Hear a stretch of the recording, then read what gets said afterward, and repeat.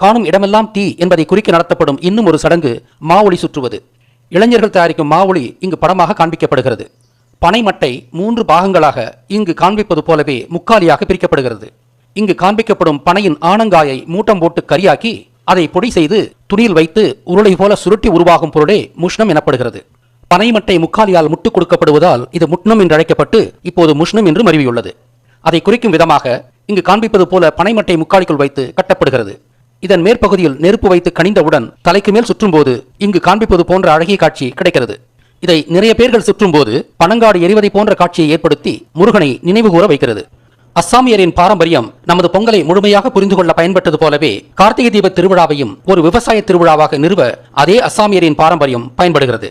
அஸ்ஸாமியர்கள் தங்களது விவசாய திருவிழாவை 3 பெயர்களில் வருடத்தின் 3 பருவங்களில் கொண்டாடுகின்றனர். சூரியமான வருடமுறை என்பது விவசாயத்திற்காகவே உருவாக்கப்பட்டது. சந்திரமான வருடம் பருவங்களையும் மாதங்களையும் பிணைப்பதில்லை.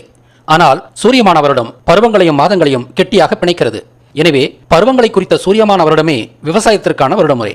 இதைத்தான் ஆங்கிலத்தில் டிராபிக்கல் இயர் என்று குறிக்கின்றனர். விவசாய வருடத்தின் பிறப்பை தமிழர்களைப் போலவே அஸ்ஸாமியர்களும் ஏப்ரல் 14 கொண்டாடுகின்றனர்.